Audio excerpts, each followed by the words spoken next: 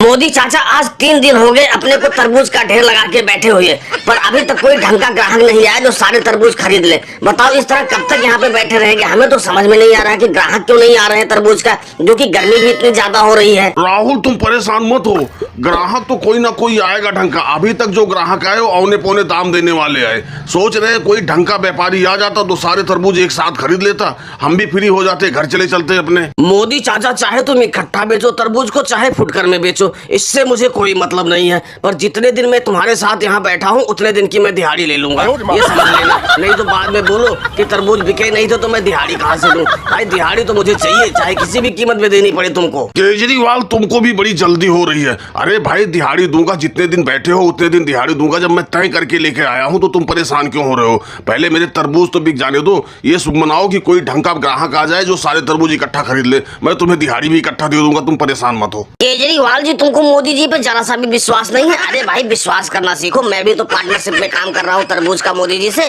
तो मुझे तो विश्वास है, तुम भी विश्वास करना सीखो, तुम्हारी दिहाड़ी मिलेगी। मोदी जी कोई व्यापारी आ रहा तगड़ा लग रहा है कि सारे तरबूज इकट्ठा खरीद लेगा, रेट थोड़ा ठीक ठाक करके देना। अरे भाई तरबूज किस भाव में दे रहे हो? तरबूज ठीक ठाक तो दिख रहे हैं, पता नहीं कच्चे हैं या कि पक्के हैं, लेकिन रेट अपना बताओ, ढंग का बताओ तो सारा तरबूज तुम्हारा इकट्ठा ही खरीद लेंगे। सेठ जी तरबूज में कोई कमी नहीं है, तरबूज सारे पके हुए हैं, हमने सारे तरबूज चेक करके ही तोड़े हैं खेतों से।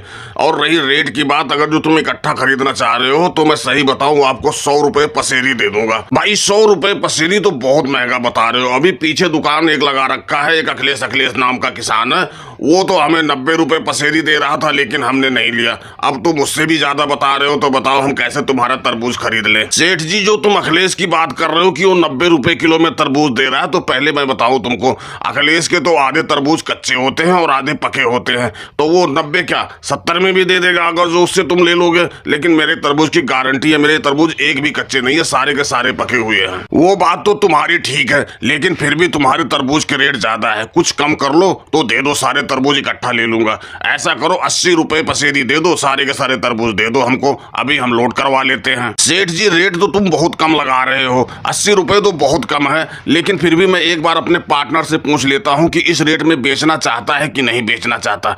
अरे राहुल सेठ जी तो 80 रुपए पसेरी दे रहे हैं, क्या करूँ, बेच दूं? मोदी चाचा अगर जो सारे तरबूज इकट्ठे बिक रहे हैं तो बेच दो, कब तक हम यहाँ बैठे रहेंगे? ठीक है सेठ जी, मेरा पार्टनर भी कह रहा है बेच दो, तो ले जाओ आप 80 रुपए में सारे तरबूज ले जाओ। बुलाओ अपने लेबर को और लोड करे इसको। चलो साहब भैया गाड़ी बुलवाओ और ये सारे तरबूज लोड करो उसमें, हमारा इनका सौदा हो गया। ये लो सेठ जी पैसे पकड़ो, अब ये तरबूज हमारे हुए। सेठ जी गाड़ी तो मैं बुला दूंगा, गाड़ी तो अभी आ जाएगी, गाड़ी की कोई टेंशन नहीं है, पर एक बात पहले सुन लो, 50 रुपए कुंटल लगेंगे लोड करने के, इतना याद रखना, नहीं बाद में कहो कि इतने नहीं इतने दूंगा। और दोस्तों वीडियो पसंद आई हो तो वीडियो को लाइक और सब्सक्राइब करना ना भूलें। धन्यवाद।